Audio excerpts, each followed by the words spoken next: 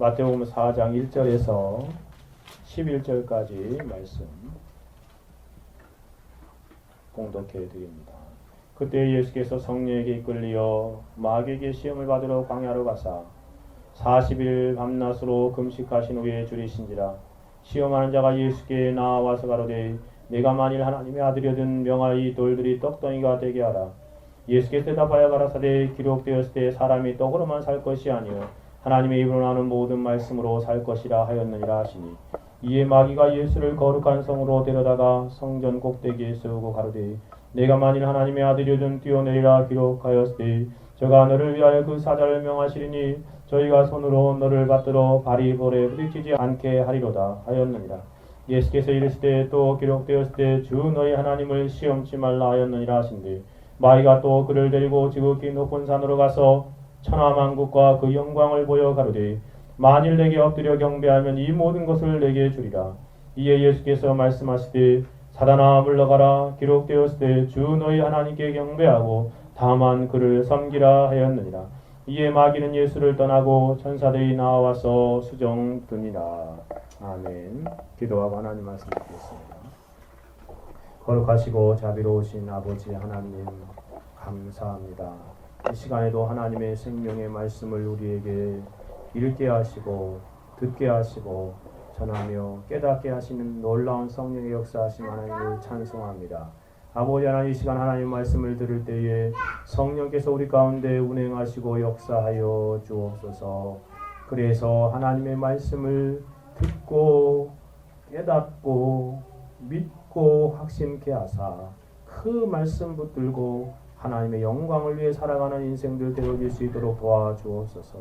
오 아버지 하나님, 부족하고 연약한 종이나이다. 하나님 말씀을 잘 대언할 수 있도록 성령께서 주관하시고 역사하옵소서. 이 시간에 우리 가운데 성령 하나님께서 역사하사 놀라운 은혜 가운데 주의 말씀을 듣고 믿고 확신케 하시는 은혜의 역사들을 이루심을 찬송하오며 살아계시고 역사하시는 우리 주 예수 그리스도의 이름으로 기도하옵나이다. 아멘. 오늘 본문은 특별히 예수님이 마귀에게 공생의 초기에 시험을 받으시는 장면입니다. 여러분, 우리가 살고 있는 이 세상은 시험이 가득한 세상임을 알 수 있습니다. 정말 시험이 가득해요. 그렇죠? 네. 시험이 너무 많아요. 시험의 종류도 여러 가지이고 시험의 원인도 무수히 많습니다. 그런데 이 시험들을 생각해 보면요, 시험의 종류를 크게 두 가지로 분류할 수 있습니다. 하나는 선한 목적으로 주어지는 시험. 그렇죠? 선한 목적으로 주어지는 시험이 있어요. 또한 또 한 가지가 있는데 그것은 뭐냐면 악한 목적으로 주어지는 시험이 있습니다. 선한 목적으로 주어지는 시험을 영어에서는 뭐라고 표현합니까? 테스트다라고 말합니다. 어떤 단계를 뛰어넘기 위해서, 올라가기 위해서 그의 실력을 체크해 보는 거죠. 그래서 그 테스트를 통과하면 그 다음 단계로 나아가는 것입니다. 이 선한 목적의 시험입니다. 그런가 하면 악한 목적으로 오는 시험들인데 그것은 영어 표현에서 temptation이라고 말합니다. 유혹이지요. 미혹이지요. 하나님께서 우리에게 시험하는 시험은 어떤 것일까요? 테스트라는 것입니다. 하나님 우리를 템프테이션 하시지 않으시고 테스트 하신다는 것입니다. 템프테이션은 사단과 그에게 속한 권세자들이 하는 것입니다. 우리가 의식하지 못해서 그렇지 이 세상은 사단의 이러한 미혹과 유혹이 가득한 세상입니다. 곳곳에 이 시험의 구덩이가 이게 곳곳에 숨겨져 있고 곳곳에 있다는 것을 우리는 실감하게 되어지죠. 헛디디어서 그곳에 빠지게 되면 깊은 골짜기로 떨어지게 되어버리는 것입니다. 사단이 시험하는 방법을 보면, 이 템프테이션 하는 방법을 보면 사도 바울이 고린도후서 11장 14절에 말한 것처럼 광명한 천사로 과장하여서 우리를 시험합니다. 이 광명하죠. 그냥 밝고 아름답고 정말 휘황찬란하는 모습으로 우리를 시험한다는 것이에요.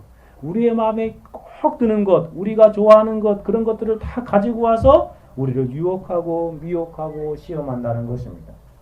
그러한 달콤한 유혹이 있습니다. 뿐만 아니라 사도 베드로가 베드로전서 5장 8절에 말한 것처럼 우는 사자와 같이 시험합니다. 우는 사자. 그러니까 막 으르렁거리면서 두렵게 만드는 것이죠. 그리고 막 그를 나가 위협해 가지고 자신이 하는 말을 듣게 하려고 그렇게 우는 사자와 같이 삼킬자를 찾아다니면서 시험한다는 것입니다. 성경은 마지막 때가 가까이 올수록 사단과 그 권세자들의 세력이 더욱 극심하게 역사할 것을 말하고 있습니다. 광명한 천사와 같이 우는 사자와 같이 우리를 미혹하고 유혹하려고 그렇게 돌아다닌다는 것이죠. 그래서 베드로 사도는 이렇게 권면합니다. 근신하라 깨어라. 근신하라 깨어라. 너희 대적 마귀가 우는 사자와 같이 두루 다니며 삼킬 자를 찾는다 라고 표현하고 있습니다. 무슨 말입니까? 정신을 바짝 차리고 살지 않으면 사단에게 속고 쉽게 미혹과 유혹에 빠지기 쉽다는 것입니다. 참으로 우리는 시험이 가득한 이 세상을 바로 직시하여서 마지막 때를 살아가며 근신하여 깨어 정신을 바짝 차리고 이 순례의 길을 걸어가야 하겠습니다. 오늘 본문으로 나아가 봅시다. 오늘 본문에서 우리는 놀라운 장면을 보게 되어집니다. 여러분 참 놀랍지 않습니까? 악한 영들의 우두머리인 사단이, 헬라어 표현을 디아블로죠. 디아블로가 예수님에게 찾아와서 예수님을 시험하는 장면이 펼쳐지고 있지 않습니까? 한 여러분 생각해 보십시오. 예수님까지도 사단에 의해서 시험을 받으시다니요. 예수님은 죄가 전혀 없으신 성자 하나님이시지 않습니까? 그런데 예수님까지도 사단의 유혹과 미혹을 받는 장면이 등장하고 있습니다. 예수님까지도 시험하는 것을 볼 때 어떠한 육신을 가진 사람도 사단의 시험에 예외가 되지 않음을 다시 한번 심각하게 생각하게 되지 않습니까? 예수님께서 시험을 받으신 그런 놀라운 장면을 참 어떻게 이해할 수 있겠습니까? 그러니 저와 여러분이 사단에게 시험을 받는 것은 두말할 나위도 없는 당연한 사실인 것이고 실제적인 삶의 현 주소인 것이지요. 그런데 예수님께서 시험을 받으신 것은 그 이유가 좀 다릅니다. 히브리서 2장 18절에 이렇게 말씀하십니다. 자기가 시험을 받아 고난을 당하셨은즉 시험 받는 자들을 능히 도우시느니라. 예수님은 죄가 있어서 시험 받는 것이 그런 시험 받으신 것이 아니라 우리를 능히 도와주시기 위해서 예수님께서 그렇게 시험을 받아 고난을 당하셨다라고 말합니다. 히브리서 4장 15절에서는 우리에게 있는 대장 우리의 연약함을 체휼하지 아니하는 자가 아니요. 무슨 말입니까? 우리의 모든 연약함들, 시험 가운데 살아가는 우리의 육체의 모습들을 경험적으로 아시는 분이시다 라고 말하고 있습니다. 모든 일에 우리와 한결같이 시험을 받으시되 육체 안에서 예수님께서 우리가 받는 모든 시험들을 다 받으셨다는 것입니다. 동일한 것들을. 그러나 죄는 없으시니라. 그러니 예수님께서 우리의 시험을 받으신 것은 우리를 도와주시기 위해서 체휼하시는 그런 삶의 모습이었던 것이죠. 육체로 오신 예수님은 친히 시험을 받으심으로 시험 가운데 살고 있는 연약한 우리를 친히 경험적으로 잘 아신 것입니다. 그래서 그 시험이 얼마나 극심한지 잘 알고 계십니다. 그리고 잘 도와주시기 위해서 그렇게 시험 받으신 것이죠. 그러므로 우리가 시험을 받을 때 예수님을 의지하면 우리를 능히 도와주시는 것입니다. 그리고 우리는 시험을 이기게 되는 것이죠. 그런 측면에서 예수님의 시험은 좀 다른 시험입니다. 오늘 본문에서 예수님께서는 세 가지 시험을 받으셨습니다. 그리고 예수님께서는 이 세 가지 시험을 모두 이기셨습니다. 어떤 사람 그런 분이 있어요. 예수님이니까 당연히 이기겠지요. 예수님이니까 당연한 것이지 라고 말할 수 있다고 할 사람도 있을지 모르지만 예수님께서는 몸소 우리에게 이 시험의 과정을 통해서 마귀의 시험을 이기는 방법을 보여주시고 계시는 것입니다. 시험이 가득하고 많은 세상 가운데 사는 우리들이 어떻게 그 마귀의 시험을 이기며 살아야 할지를 오늘 본문에서 예수님이 친히 시청각적으로 잘 보여주시고 계시는 것이. 그러므로 시험이 가득한 세상 가운데 살아가는 우리들은 예수님의 시험 받는 장면에서 우리가 정말 영적인 교훈을 잘 깨닫고 우리가 당하는 시험에서 어떻게 이기며 살아가야 하는지를 배워야 하는 것입니다. 오늘 본문은 크게 두 가지를 살펴볼 수 있습니다. 한 2주에 걸쳐서 나눠서 설교해 보려고 합니다. 먼저는 본문을 통해서 사단이 시험하는, 템테이션하는, 유혹하고 미혹하는 방법과 원리를 살펴보고자 합니다. 왜냐하면 사단은 오늘날도 동일하게 그렇게 시험하기 때문에 우리가 그 사단의 계계를 잘 알고 있으면 정말 그 안에서 사단의 시험이 어떤 것인지 알면 알수록 그 사단의 시험을 우리가 대처하고 그것들 극복할 수 있지 않겠습니까? 다음으로는 예수님이 사단의 시험을 이기신 방법과 원리를 살펴볼 것입니다. 시험의 방법과 원리를 통해서 우리가 시험에 어떻게 대처해야 하는가를 배우게 되어질 것이고 이기신 원리를 우리의 삶에 적용하면서 매일 계속되는 시험의 현장에서 승리의 삶을 살아가야 하겠습니다. 그러면 첫 번째로 마귀가 사람들을 시험하는 원리와 방식이 무엇인지를 생각해 봅시다.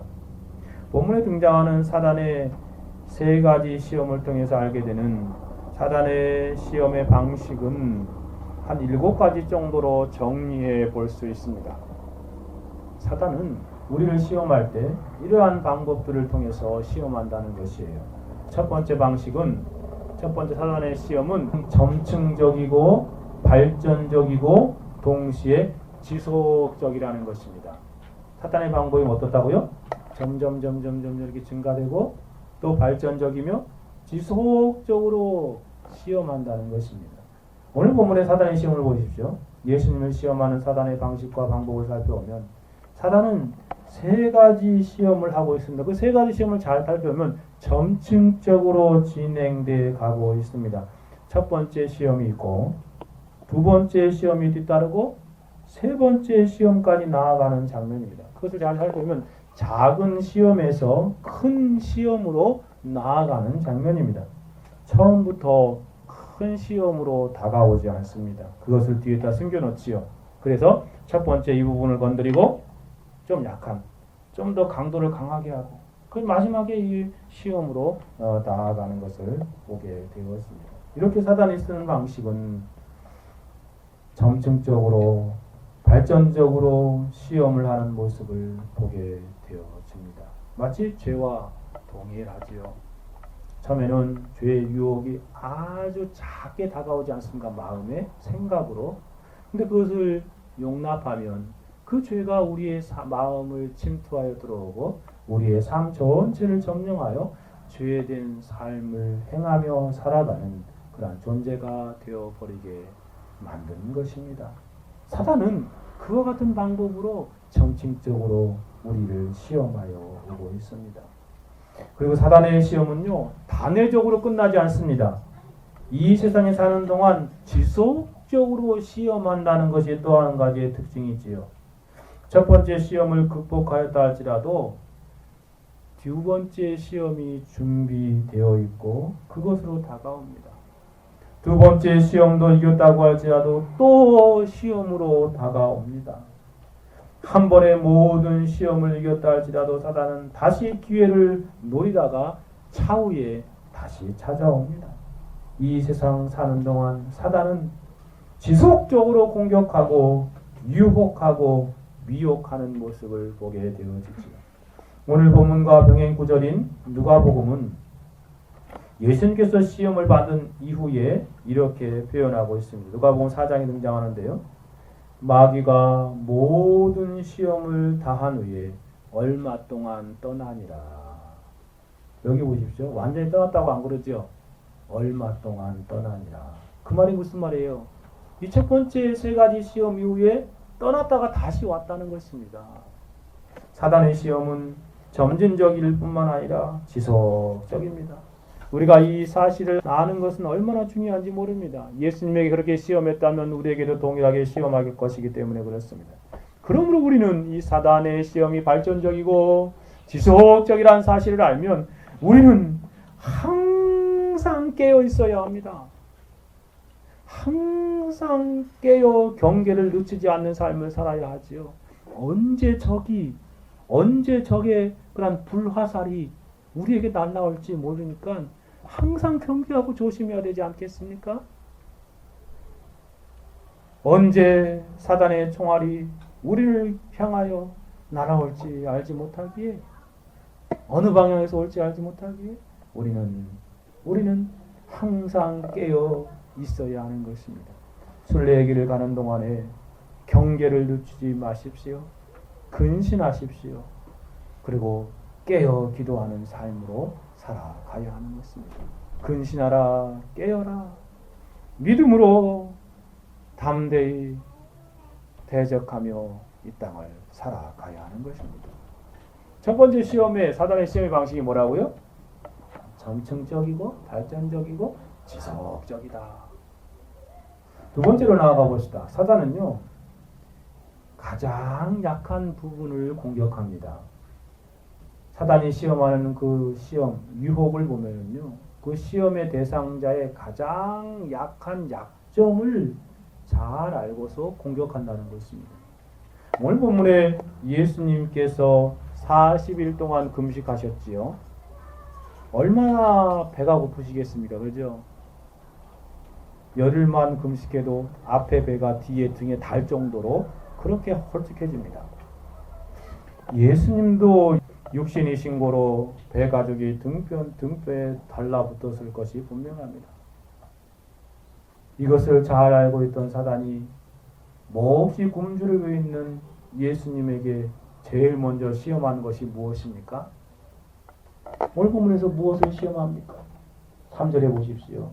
네가 만일 하나님의 아들이거든 명하여 이 돌들이 떡덩이가 되게 하라. 야, 참 약점을 잘 알았죠. 지금 몹시 배고픈 예수님에게 돌을 떡덩으로 만들어서 먹으라 라고 말하는 거죠. 그죠? 사단은요, 이렇게 사람들을 시험할 때 그 사람의 약점을 잘 알고 있어요. 그래서 그 사람의 약한 부분이 어떤 부분인지 잘 알고 있어서 그 부분을 공격하는 것입니다. 약한 부분을 이렇게 공격해 들어와요. 그 사람의 약한 부분을 다 건드리는 것이죠. 그러면 그 사람이 쉽게 사단의 유혹에 넘어가는 것이지요. 약한 부분을 건드리면 누구도 견딜 수 없이 즉시로 무너져 버리는 것입니다. 사단은 우리의 약점을 누구보다 잘 알고 있습니다. 그래서 어느 부분을 그렇게 건드려서 죄 가운데로 나아가게 만들려고 그 부분을 집중적으로 공략하는 것이죠. 여러분 노새처를 보십시오. 그에게는 어떠한 마음이 있었는지 잘 보여주지 않습니까? 절대 뒤로 돌아보지 말라고 했는데 그의 약점은 바로 마음의 세상에 대한 관심과 사랑이 남겨져 있었습니다. 그렇죠? 뒤돌아오지 말라고 했는데 그 세상에 대한 관심과 사랑이 너무나 지나친 그런 노새처의 약점이었습니다. 이삭은 어떻습니까? 이삭은 편애의 약점을 가지고 있지 않았습니까? 그렇죠? 그 편애가 결국 자녀들 가운데 큰 싸움과 그런 어려움들을 나타내고 있습니다. 삼손의 약점은 무엇이었습니까?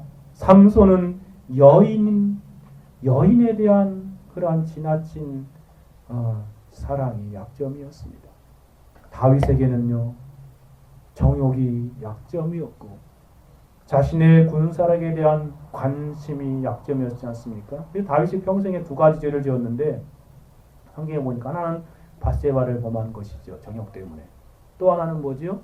오늘 맥체니기 본문대로 읽은 대로 어떤 것이었어요? 군사력을 얼마나 되는지 알아보려고 인구조사를 한 거죠. 사단이 그 부분을 건드린 거예요. 그러니까 사단이 건드리니까 거기에 훅 넘어가서 7만 명이나 죽는 하나님의 형벌을 받게 되는 것이지 않습니까?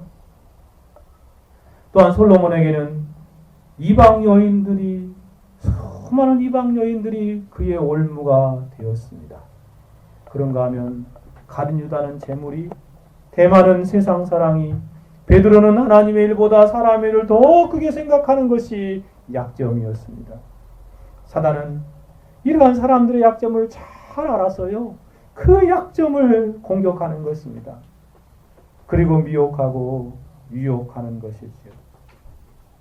유일한 무죄 시대인 에덴 동산에서의 마귀의 시험을 생각해 보십시오. 에덴 동산에서 가장 약한 하와에게 접근하여 시험하지 않습니까? 이러한 방식은 오늘날도 동일합니다. 사단은 가장 약한 부분을 잘 알아요. 그래서 그 부분을 공격하는 것입니다. 저와 여러분의 약점을 우리가 알고 있는 것보다 더 잘 알고 있습니다. 그래서 쟤는 어떤 부분을 공격하면, 어떤 부분을 공격하면 금방 내게 넘어올 거야, 그것을 잘 알고 있습니다. 그러므로 사단의 이러한 시험 방식을 아는 우리들은 어떻게 해야 하겠습니까? 우리의 약한 부분을 늘 조심해야 합니다. 여러분의 약한 부분은 어디입니까?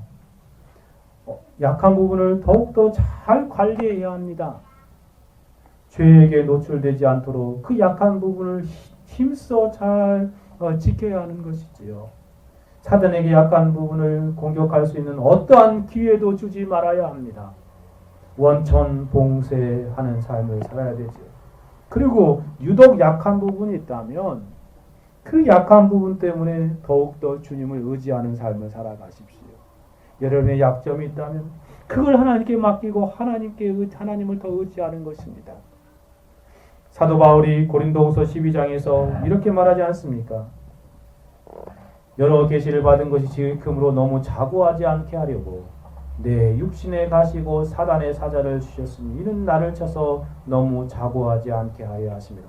이 사도 바울이 받은 계시가 너무나 많아서 천국까지 갔다 왔잖아요. 그죠?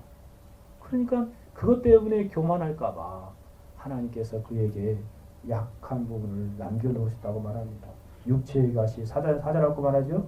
이것이 내게서 떠나기 위해서 내가 3번 주께 간구하였더니, 그 약점 때문에 더 많이 기도하는 거죠. 그렇죠? 하나님을 더 의지하는 것이죠. 하나님 이 부분 정말 얼마나 하나님 앞에 고통스럽겠습니까? 사단의 그런 사자라고 말합니다. 근데 하나님께서 뭐라고 말씀하십니까?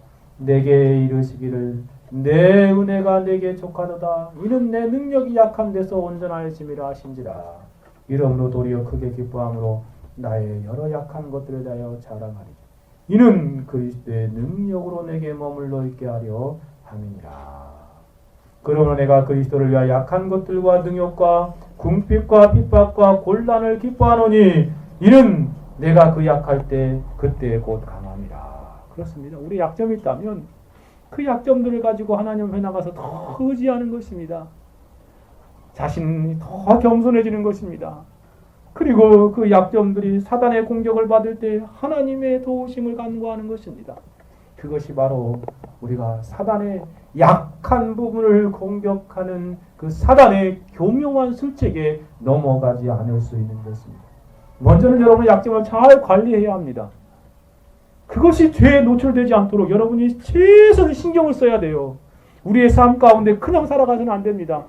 여러분, 정말 내가 그것이 약한데 그 약점을 노출시키는 어리석은 삶을 살아가지 말아야 하는 것이에요. 그죠? 그리고 그 약함을 붙들고 하나님 앞에 더 많이 기도하는 것입니다. 그리고 하나님 의지하여서 그 하나님의 은혜 가운데 겸손하게 하나님의 능력만을 의지하며 살아가는 그러한 삶을 살아야 하는 것이죠. 누구나 약점이 없는 사람은 한 사람도 없습니다. 그러나 그 약점을 강점이 되게 하는 것은 잘 관리하여 하나님의 은혜들을 더 사모하는 삶을 살아가고 하나님을 더 전폭적으로 의지하고 하나님께 맡기는 삶을 살아가야 갈 때에 우리는 그것이 도리어 약함이 하나님의 은혜를 더 많이 누릴 수 있는 통로가 되는 것이고 하나님의 능력이 우리 가운데 더 머물러 있게 하는 은혜의 수단이고 방편일 수 있는 것입니다. 이것처럼 사단은 가장 약한 부분을 공격하니 약한 부분을 잘 관리해야 합니다. 세 번째로 가봅시다. 사단은 항상 하나님과의 관계를 불신하게 만드는 방식으로 시험합니다. 예수님께서 이렇게 말씀하시지 않습니까? 예수님에게도 사단은 이렇게 시험합니다. 다시 한번 보시죠. 마태복음 4장에 보면 이렇게 말합니다. 3번이나 동일하게 시험한 내용 가운데 앞에 붙어있는 내용이 있지요. 첫 번째 보십시오. 3절에 내가 만일 하나님의 아들이어든 이라고 말하죠. 그죠? 그 다음에 가보십시오. 6절에도 내가 만일 하나님의 아들이어든 이라고 말하지 않습니다. 사단은 지금 어떠한 것으로 시험하여 오고 있는 것입니까? 내가 만일 하나님의 아들이라면 이라고 말하고 있습니다. 그것을 증명해 보아라 라고 표현한 것이지요. 이것은 사단의 전형적인 수법입니다. 하나님과의 관계를 의심하게 만드는 것이지요. 그것을 다시 생각하게 만드는 것입니다. 대부분의 신자들을 공격하고 시험할 때에도 이러한 방식을 쓰는 것이 사단의 전술입니다. 전략입니다. 그러니까 신자의 정체성을 의심하게 만드는 거예요. 내가 정말 예수 믿는 사람이냐? 내가 정말 하나님의 자녀냐? 그런 것들을 의심하게 만드는 것이지요. 사단의 불화사는 항상 우리의 머리를 혼란스럽게 만들려고 하는 것입니다. 자신이 누구인지 잊어버리게 만드는 것이지요. 자신이 어떠한 존재인지를 망각하게 만드는 일에 그렇게 힘쓰고 그것을 가지고 시험합니다. 그러므로 이러한 사단의 공격에 대하여 날마다 신자는 자신이 누구인가를 분명히 알아야 하는 것입니다. 신자의 정체성을 깊이 숙고하는 삶을 살아야 하는 것입니다. 객관적으로 내가 하나님의 자녀요, 하나님의 그러한 아들이요, 딸이요, 하나님에게 속한 사람이라는 것으로 만족하지 말고 하나님과의 주관적으로 친밀하게 내가 누구인지 아는 것입니다. 하나님이 나의 아버지시고 내가 하나님의 자녀인 사실을 깊이 인식하며 살아가는 것이 중요합니다. 이렇게 하나님과의 친밀한 관계가 형성되어서 하나님 안에서 내가 누구인지 분명히 아는 삶을 살아갈 때 사단이 공격해 오요. 그것들을 능히 이길 수 있는 것입니다. 성경은 신자들의 정체성을 늘 기억하며 살 것을 말하면서 신자들이 누구인가를 이렇게 말하지 않습니까? 베드로전서 2장 9절에 오직 너희는 택하신 족속이요. 그렇습니다. 하나님께서 수많은 사람들 가운데 뽑아내어 소명으로 선택으로 부르셔서 그의 영혼들이 하나님에게 속한 사람들이 되게 하신 것입니다. 택하신 사람들이다. 하나님이 여러분 택하여서 하나님이 부르셨다는 것이죠. 그래서 왕같은 제사장들로 삼으셨다. 왕이며 동시에 제사장으로서의 삶을 살아가게 하시는 거룩한 나라다. 하나님 나라에 속한 구성원들이다. 하나님의 백성이다. 그의 소유된 백성이다. 라고 말하고 있습니다. 우리가 누구인가를 날마다 잘 생각하며 그렇게 살아갈 때 사단의 공격에 넘어가지 않을 수 있습니다. 항상 내가 누구인가 확신 가운데 살아갈 때에 우리가 어떻게 사단의 말에 속아서 세상 사람들처럼 살아갈 수 있겠습니까? 사단은 항상 이것처럼 하나님과의 관계를 불신하게 만들려고 한다. 그러니 우리는 하나님이 누구이고 내가 누구인가에 대한 관계, 정체성을 분명히 하며 이 땅을 살아가야 하겠습니다. 네 번째로 가봅시다. 사단은요, 시험할 때 모든 장소와 모든 환경에서 시험합니다. 사단의 시험은 장소와 환경을 초월하여 나타난다는 것입니다. 그래서 사단의 시험을 피하여 숨을 장소는 이 세상에 아무것도 없습니다. 사단은 예수님을 지금 광야에서 시험하고 있습니다. 또한 그 시험 중에 예수님을 예루살렘 성으로 데려가서 성전 꼭대기에 세워놓고 시험하지 않습니까? 그죠? 광야에서도 시험하고 성전에서도 교회 안에서도 시험하는 것입니다. 사단은 장소와 환경을 불문하고 우리에게 시험을 걸어옵니다. 사단은 모든 장소와 모든 환경에서 시험합니다. 심지어 우리는 사단이 낙원에서까지도 시험하는 모습을 창세기 3장에서 보게 되지 않습니까? 하나님께서 만들어 주신 그런 낙원에까지도 침투하여 들어가서 시험하는 사단의 모습을 보십시오. 심지어 놀라운 것은 욥기서에 보니 사단은 하늘의 총회까지 참여합니다. 그렇죠? 참 놀라운 모습이에요. 사단은 장소와 환경을 불문하여 어디든지 갈 수 있는 모습을 우리에게 보여주고 있습니다. 그래서 사단이 그 욥기에서 하나님 앞에서 이렇게 말하지 않습니까? 하나님의 총회에 참석해가지고 하나님의 면전에서 하는 말이 한번 들어보시죠. 사단이 이렇게 말합니다. 사단은 세상을 두루 다니며 왔나이다 라고 말하고 있지요.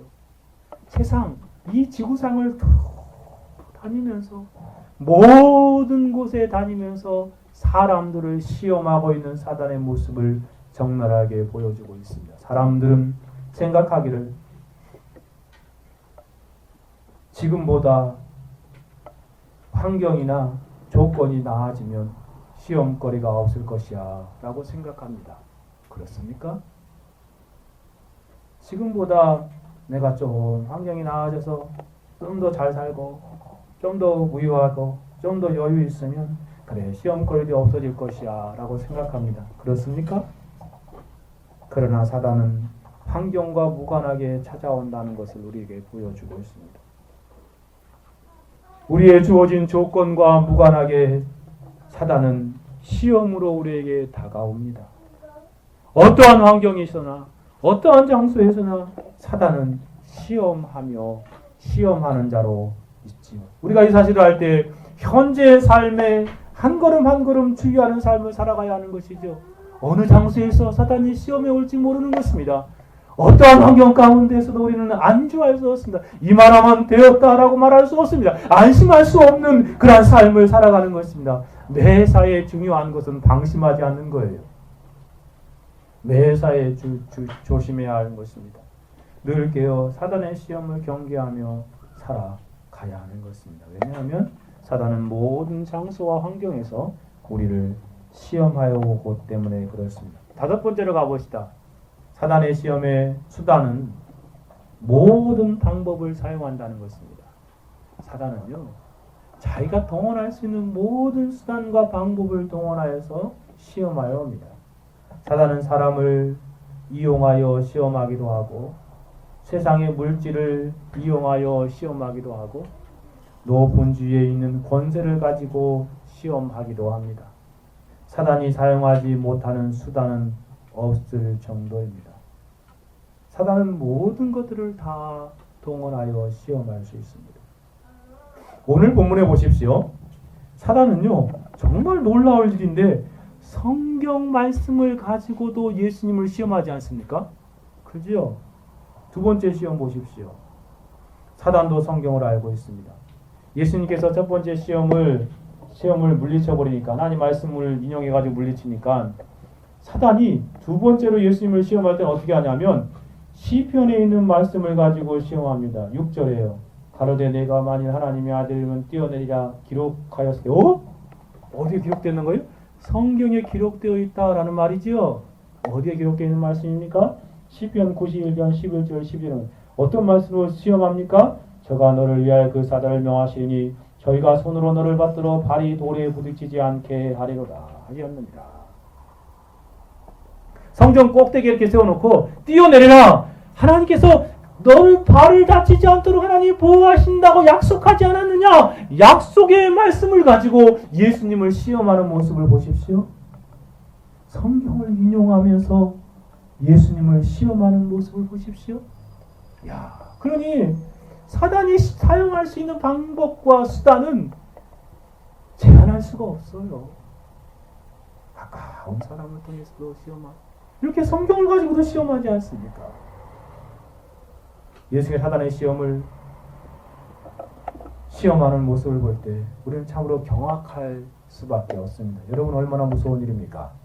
성경 말씀을 가지고 그 말씀을 가지고 우리에게 시험하여 오는 사단의 모습을 우리는 참으로 놀랍게 바라볼 수 있지 않겠습니까?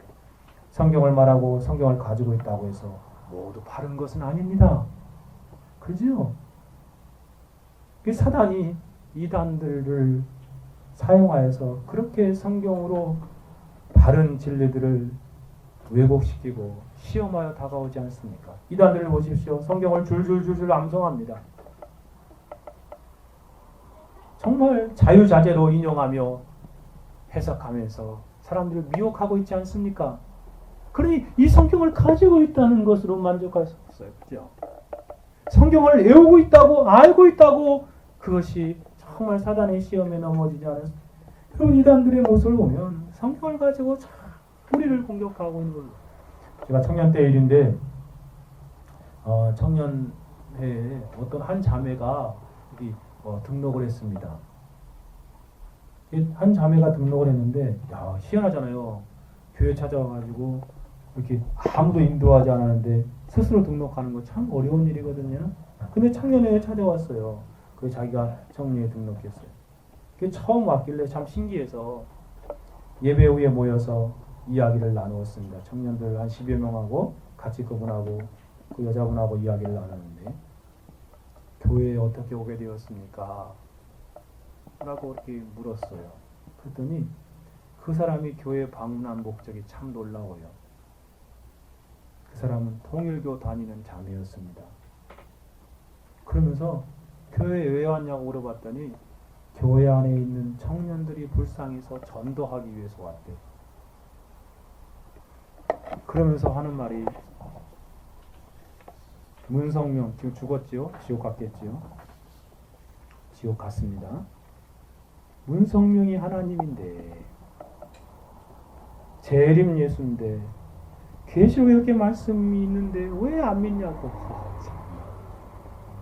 우리한테 막 그러더라고요. 여러분 수많은 이단들이 성경을 이용하여 얼마나 많은 시험과 도전을 해오고 있습니까? 사단은 모든 수단을 사용하고 있습니다. 심지어 하나님의 말씀까지도 이용하며 사용하고 있지. 그러므로 우리는 정말 성경을 사용하는 면에서 조심해야 합니다. 성경을 사단처럼 이단자들처럼 사용하고 이용하는 자가 아니라 성경에 의해서 사용되어지는 삶을 살아가야 합니다. 내가 자의적으로 사사로이 성경을 풀고 성경을 내 마음대로 해석하는 것이 아니라 성경이 무엇인가 말하는가를 귀 기울여 듣는 삶을 먼저 살아가야 합니다. 그리고 성경을 알고 있노라, 성경을 내가 많이 읽었노라, 성경 몇 구절을 외웠노라, 그것에 만족하지 말고 겸비하게 그 성경 말씀, 그 말씀에 내가 어떠한 존재인가를 비추어 보고 하나님 앞에 늘 겸손하게 하나님 말씀에 한마디라도 순종하고 그 말씀대로 행하는 삶을 살아가는 그런 삶을 살아야 합니다. 성경에 의해서 움직여 있는 삶을 살아야지 내가 성경을 가지고 움직이려고 하는 어리석은 삶을 살지 말아야 하고 항상 겸비해야 하는 것입니다. 요즘에 좀 뜸해진 것 같은데 세력이 커져서 그런가 봐요. 그죠? 신천지가 쓰는 방법이 뭐였습니까? 사람들 제일 먼저 쓰는 말이 같이 성경 배우러 가자고. 그래가지고 모이는 장소에 성경을 가르칩니다. 한 몇 개월 배우지요. 성경을 가지고 가르쳐요. 그래가지고 사람들을 현혹하는 것을 보십시오. 우리는요 한마디의 말씀을 알아도 잘 알아야 합니다. 성경을 잘 알지 못하면 사단에게 속아 넘어갈 수 있습니다. 얼마나 많은 사람들이요 성경을 가지고 이상한 말을 떠버립니까? 그죠? 얼마나 사람들을 많이 미혹하는지 모릅니다. 그러니까 사람들이요 그 성경에 있는지 알아. 성경에 없는 얘기인데 그 성경을 그렇게 사람들을 미혹하고 유혹하여서 이렇게 걸고 넘어져가서 사람들 끌고 갑니다. 우리는 그래서 이 말세를 사는 성도들은 사단이 성경까지도 사용한다는 사실을 알 때 성경을 잘 알아야 합니다. 성경을 열심히 배우십시오. 성경의 바른 가르침들을 여러분이 마음에 깊이 새기며 살아가려고 하십시오. 최소한 웨스트민스터 소요리 문답만 잘 알고 있어도 사탄들에게 속지 않을 수 있습니다. 웨스트민스터 소요리 문답만 잘 익히고 있어도 사단의 그러한 이상한 해석에 빠져들지 않을 수 있습니다. 그러므로 우리는 성경을 배우는 일에 열심을 냅시다. 사단에게 이용당하지 않도록 우리는 사단에 이용당하여 시험에 들지 않도록 그렇게 성경을 더 열심히 알아야 합니다. 여러분 올 한 해도 이제 얼마 남지 않았는데 매일 성경을 읽고 계십니까?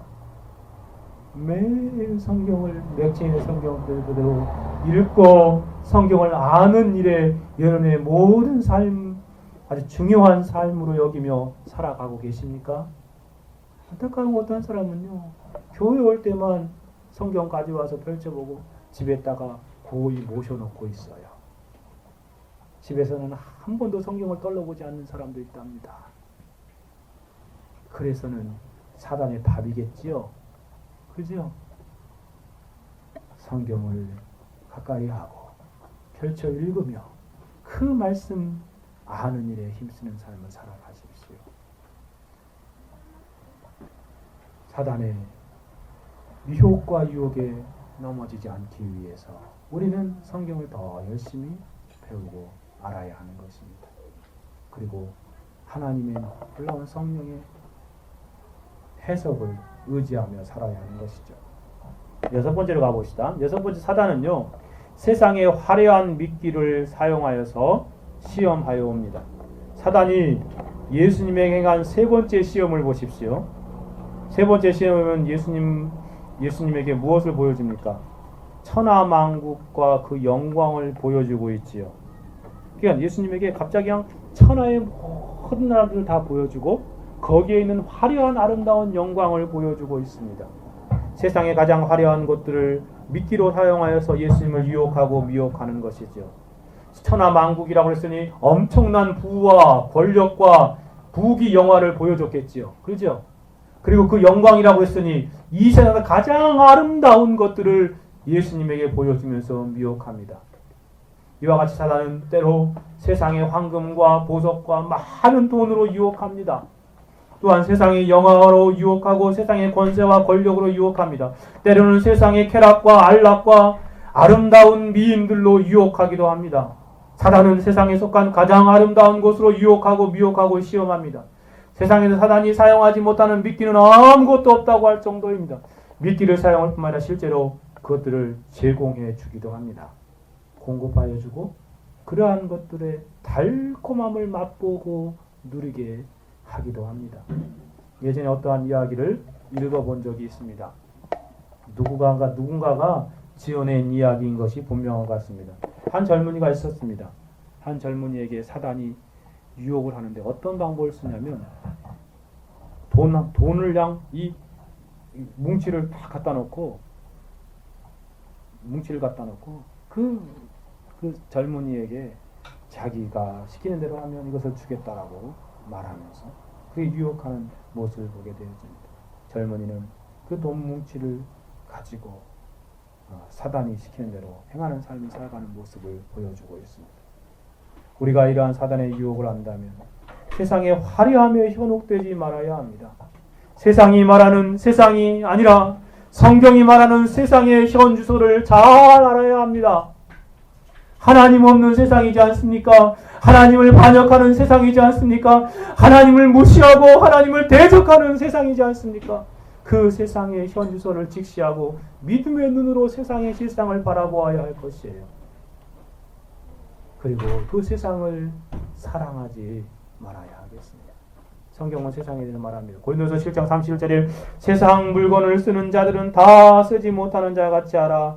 세상의 형적은 지나감이라. 이 세상은 지나가는 것입니다. 다 그렇죠. 고린도 4장 18절에도 우리의 돌아보는 것은 보이는 것이 아니요 이 보이는 세상이 아닙니다. 보이지 않는 것이니 영적인 것이죠. 보이는 것은 잠깐이요 세상은 잠깐이요 보이지 않는 것은 영원합니다. 그러므로 우리는 세상의 화려한 미끼를 가지고 우리를 미혹하고 유혹하는 사단에게 속지 말아야 하겠습니다. 예수님의 눈에 그 세상이 어떻게 보였겠습니까? 그렇죠? 사단이 보여주는 그 세상 천하만국과 그 영광을 예수님의 눈에 어떻게 보였겠습니까? 아무것도 아닌 것처럼 보였겠지요.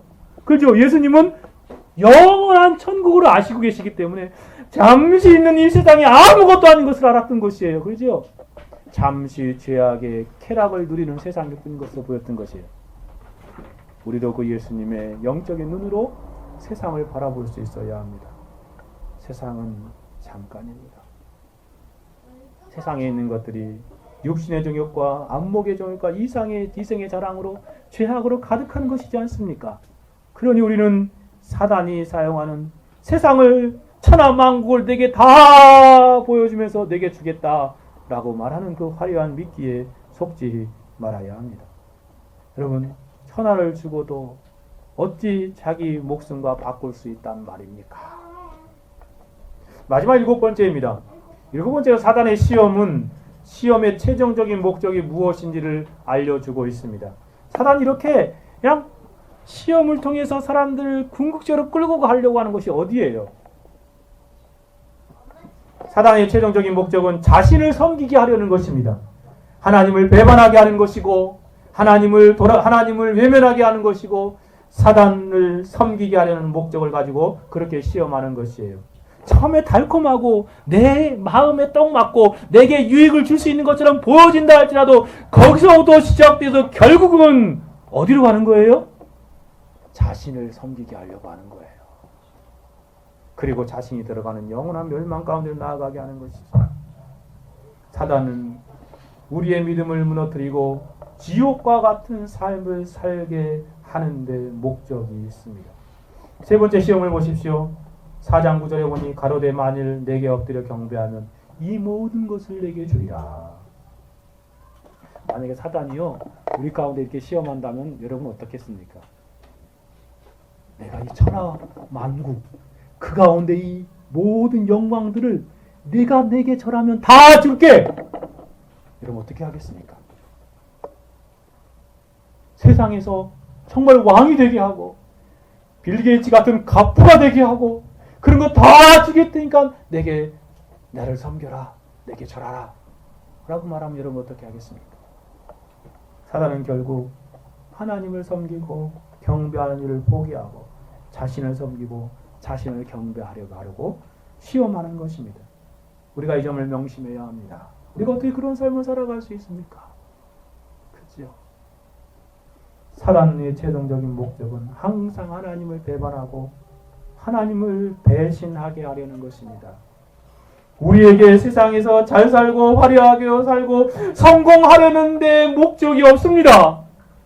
우리가 편하게 살고 우리가 정말 모든 것이 잘 되는 그러한 건데 관심이 없습니다. 그것은 겉으로 드러나는 그러한 화려한 목적이고 배후에 바로 자신을 섬기게 하려는 데 목적이 있는 것입니다. 하나님을 배반하려고 하는 삶을 살게 하는 데 목적이 있는 것입니다. 모든 시험의 목적은 좋으신 하나님을 배신하려고 하는 것입니다. 여러분, 우리가 어떻게 그런 삶을 살아갈 수 있단 말입니까? 사단의 목적을 잘 알아야 합니다. 근데 사단의 꼬드김에, 사단의 시험에 우리는 정말 넘어가지 말아야 하는 것이죠. 사단은요, 하나님을 배반하고 반역하는 것뿐만 아니라 더 나아가서 함께 영원한 멸망에 들어가게로 하는 것이죠. 이 사단이 얼마나 나쁜 놈인지 자신은 영원한 멸망에 들어갈 것을 알고 있습니다. 그러니 혼자 가기 싫은가 봐요. 사람들을 결국 같이 끌어서 가고 싶은 것입니다. 우리가 사단의 시험에 넘어가서 하나님을 배반하고 사단을 섬기게 되면 어떻게 됩니까? 계시록에 나온 것처럼 그 마지막 날 함께 사단을 위해 만들어진 영원한 멸망과 지옥에 함께 들어갈 것입니다. 사단과 그 권세자들과 그 추종자들이 들어갈 영원히 꺼지지 않는 지옥불에 영원한 멸망을 맞이하게 되어질 것입니다. 혹시 참된 성도라면 사단의 시험에 일시적으로 넘어가도 영원한 지옥에 들어가지 않을 것입니다. 그렇다 할지라도 여러분, 우리가 사단의 시험에 사로잡히게 되면 어떻게 됩니까? 이 세상에서 하나님이 싫어하는 일을 하게 되는 것입니다. 어떻게 그렇게 살아갈 수 있단 말입니까? 사단의 말을 들기 시작하면요, 하나님이 싫어하는 일을 필연적으로 할 수밖에 없어요. 영적으로 이 세상에서 지옥과 방불한 비참한 삶을 경험하며 살아가게 되는 것입니다. 우리는 사단의 유혹의 원리와 방법을 잘 알아야 되겠습니다. 그리고 그 목적까지도 잘 알아야 되겠습니다. 우리가 이러한 사단의 방식을 자세하게 알아야 되는 것이지요. 그저 제가 여러분에게 사단이 정말 무서운 존재이구나, 사단을 무서워하며 두려워하라고 이런 말하는 것이 아닙니다. 이러한 사단의 원리와 방식을 살펴보는 것은 우리의 대적인 사단에 대해서 자세히 알아야 하기에 여러분에게 말씀드린 것입니다. 매일 계속되는 시험 가운데 맞닥뜨려 살아가고 있는 저와 여러분, 매일 만나는 극렬한 사단의 시험에 직면할 때마다 사단의 방식과 원리를 알고서 적어도 소극적으로 그들의 유혹과 미혹에 숨겨있는 그 의도를 파악하고 거기에 빠져들지 말아야 하는 것입니다. 방어할 수 있게 하기 위해서 여러분에게 말씀드리는 거예요. 언제 찾아올지 모르는 사단의 시험에 유비무환으로 우리가 준비되어 있어야 할 것이기 때문에 그렇습니다. 그러하게 사단의 전술과 전략을 자세히 알아야 합니다. 알면 할수록 영적인 전투에서 패하지는 않을 것입니다. 그러나 우리는 단순히 사단의 시험의 방식과 원리를 알 뿐만 아니라 더 적극적인 방식으로 나아가야 합니다. 즉, 사단의 시험을 방어하고 벗어날 수 있는 방법뿐만 아니라 어떻게 그 사단의 시험을 이길 수 있는가 하는 것입니다. 여러분, 그래서 두 번째로 크게 생각해 볼 수 있는 것은 사단의 모든 시험을 이기는 원리와 방법은 무엇입니까? 우리가 예수님의 시험 가운데에서 배우게 되는, 예수님이 사단의 시험을, 세 가지 시험을 이기시는 방법이 무엇입니까? 원리가 무엇입니까? 우리는 한 가지 예수님이 사용하신 무기가 무엇인지 배우게 됩니다. 그 사단의 시험이 그렇게 다양하고 그렇게 모든 수단을 사용하고 모든 것을 동원하여 우리를 시험한다 할지라도 예수님은 한 가지 무기로 물리쳐 버려버렸습니다. 그것이 무엇입니까? 4절을 보십시오. 사단이 시험 볼 때 예수님께 말합니다. 예수께서 대답하여 가라사대 기록되었으되. 7절로 가봅시다. 예수께서 이르시되 또 기록되었으되. 10절로 가봅시다. 이에 예수께서 말씀하시되 사단아 물러가라. 기록되었으되. 여러분 보십시오. 예수님 지금 사단의 세 가지 시험을 다 기록되었을 때, 또 기록되었을 때, 기록되었을 때 라고 말씀하시고 계십니다. 여기서 우리는 예수님께서 사단의 시험을 물리쳐버리고 이기신 무기가 무엇인지 알게 됩니다. 그게 뭡니까? 하나님의 기록된 말씀입니다. 예수님께서 능히 자신의 말로도 사단을 이길 수 있는 능력을 가지신 분이십니다. 사단아 물러가라 하신 것처럼요. 그러나 전능하신 성자 하나님께서 한마디의 말씀으로도 사단을 물러갈 수 있게 하실 수 있는데, 예수님은 그럼에도 불구하고 구약에 기록된 말씀을 가지고 사단의 시험을 대적하고 있습니다. 구약에 기록된 말씀을 인용하시면서 사단의 시험을 극복하고 있는 것입니다. 여기서 우리는 알게 됩니다. 사단의 시험을 물리칠 수 있는 무기는 바로 하나님의 말씀입니다. 첫 번째 시험을 이기는 4절을 보십시오. 이 구절은 신명기 8장 3절에 기록되어 있는 말씀입니다. 너는 너를 낮추며 너를 줄이게 하고 또 너로 알지 못하며 내 열조도 알지 못한 만나를 먹게 하신 것은 사람이 떡으로만 사는 것이 아니요 여호와 입으로 나오는 말씀, 모든 말씀으로 사는 것 너희로 알게 하려 함이라. 그렇습니다. 하나님의 기록된 말씀으로 물리치고 있습니다. 두 번째 시험을 이기신 7절의 말씀도 보십시오. 신명기 6장 16절의 말씀입니다. 너희가 마사에서 시험한 것 같이 너희 하나님 여호와를 시험하지 말라. 세 번째 사단의 시험을 이긴 구절도 그 10절의 말씀도 신명기 6장 13절과 신명기 10장 20절의 말씀입니다. 신명기 6장 13절에 내 하나님 여호와를 경외하며 섬기며 그 이름으로 맹세할 것이라. 신명기 10장 20절에도 내 하나님 여호와를 경외하며 그를 섬기며 그에게 친근하며 그 이름으로 맹세하라. 이와 같이 예수님께서 사단의 시험을 이기신 무기는 바로 기록된 하나님의 말씀입니다. 우리가 사단의 시험을 이길 수 있는 유일한 무기는 무엇입니까? 기록된 하나님의 말씀입니다. 다른 어떤 것으로도 사단의 시험을 이길 수 없습니다. 오직 하나님의 말씀만으로만 사단의 시험을 이길 수 있는 것입니다. 여러분, 사도 바울은 에베소 6장에서 사단을 대적하기 위해서 우리에게 권면하고 있지요. 뭘 입으라고 말합니까? 하나님의 전신갑주를 입으라. 하나님의 전신갑주를 취하라. 전신의 갑옷을 입으라 라고 말했습니다. 근데 거기에 등장하는 그런 전신갑주의 각 부분들을 설명하는데 7가지를 설명합니다. 그 7가지 가운데에서 무기는 딱 하나밖에 없습니다. 진리의 허리띠, 의의 흉배, 평안의 복음의 신, 믿음의 방패, 구원의 투구, 성령의 검, 그리고 모든 기도. 이 7가지 가운데 여러분 잘 보십시오. 다른 것은 다 방어용 무기지요. 그죠? 그런데 성령의 검만이 유일한 공격용 무기입니다. 사도 바울은 성령의 검을 뭐라고 설명합니까? 성령의 검 곧 하나님의 말씀을 가지라 라고 말하고 있습니다. 하나님의 말씀이 사단의 모든 시험을 능히 물리칠 수 있는 유일한 공격용 무기라는 것입니다. 오늘 본문에서 그 예수님이 그 말씀으로 이렇게 물리치신 것입니다. 성령의 검, 구약에 기록된 하나님 말씀을 적절하게 사용하시고 활용하심으로 말미암아 사단의 모든 시험을 물리치시고 계시는 것입니다. 동일하게 우리가 매일 만나는 시험을 이길 수 있는 유일한 무기가 무엇입니까? 그것은 바로 성령의 검인 하나님의 말씀입니다. 사단의 시험은 세상의 어떠한 학문이나 배움에 의해서 이길 수 있는 것이 아닙니다. 세상의 어떠한 지혜와 지식으로도 극복할 수 있는 것이 아닙니다. 오직 하나님의 말씀으로만 극복하고 이길 수 있는 것입니다. 우리가 살아가면서 실제로 경험하는 것이지 않습니까? 사단의 생각이 우리 마음에 들어올 때 성경을 알고 있는 사람은, 읽었던 사람은 그 말씀이 성령께서 떠오르게 하십니다.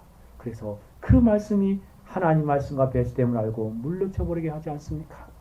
그렇게 물리치며 이 사단의 시험을 극복하며 살아가는 것입니다. 사랑하는 여러분, 여러분도 매일매일 시험하여 오는 사단의 시험을 극복하고 이기를 원하십니까? 다른 것으로는 불가능하다는 것을 먼저 아십시오. 오직 기록된 하나님의 말씀으로만 사단의 시험을 이길 수 있습니다. 그러나 우리가 좀 더 명심해야 할 것은 우리가 피상적으로 알고 있는 하나님의 말씀으로는 사단을 이길 수 없다는 것입니다. 사단도 어렴풋이 알고 있는 말씀을 잘 알고 있기에 그것으로 다른 공격을 해오기 때문에 그렇습니다. 그러므로 우리는 어떠한 삶을 살아야 마땅하겠습니까? 유일한 공격적 무기가 하나님의 말씀이라는 사실을 안다면 우리는 어떠한 삶을 살아야 하겠습니까? 먼저 하나님의 말씀을 읽으십시오. 매일매일 성경을 규칙대로 읽어야 되지 않겠습니까? 부지런히 읽으십시오.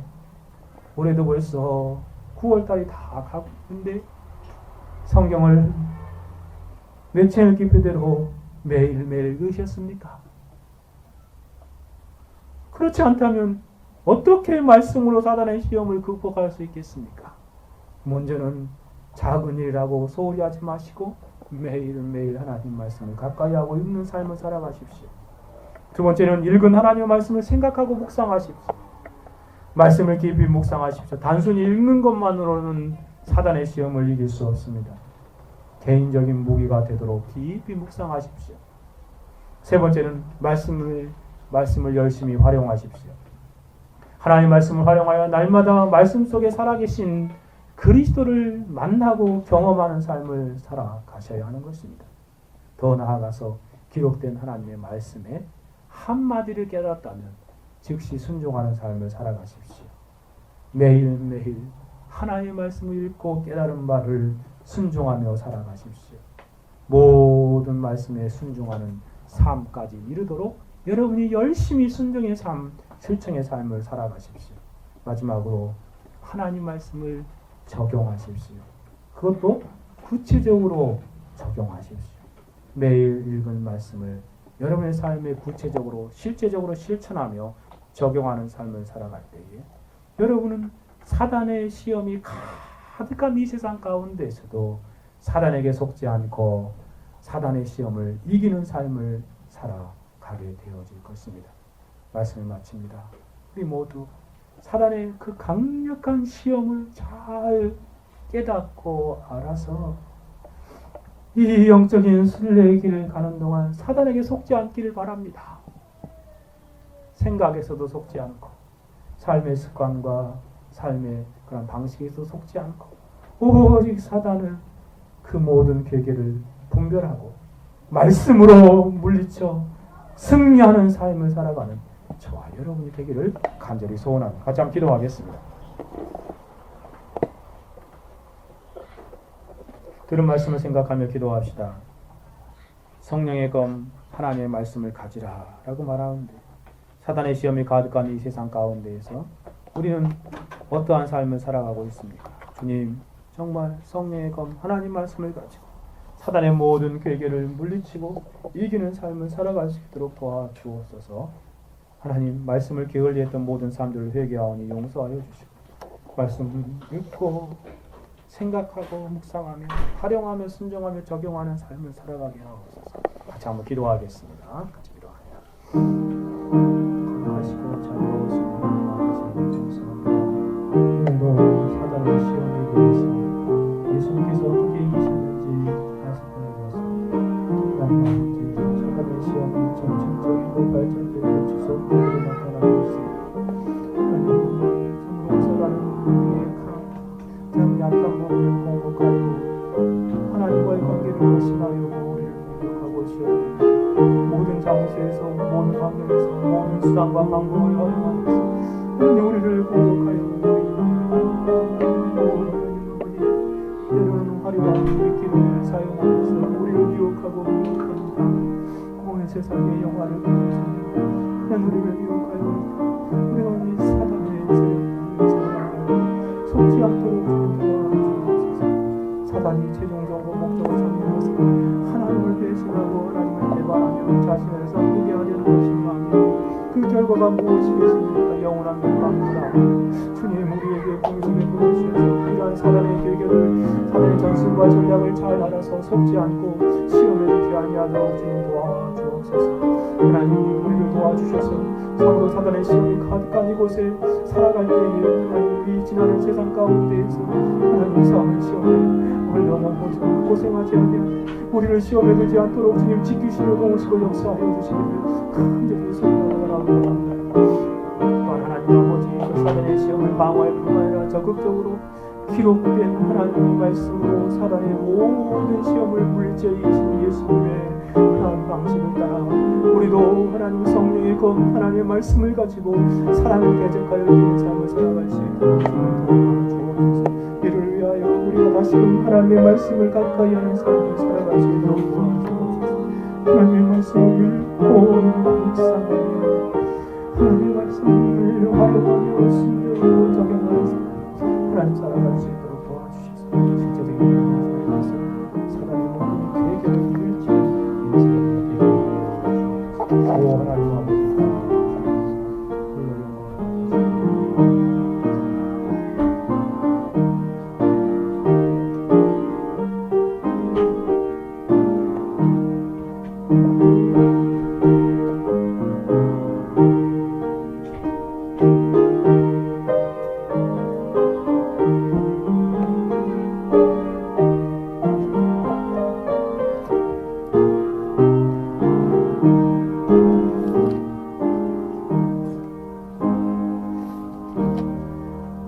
찬송가 395장 찬송하겠습니다.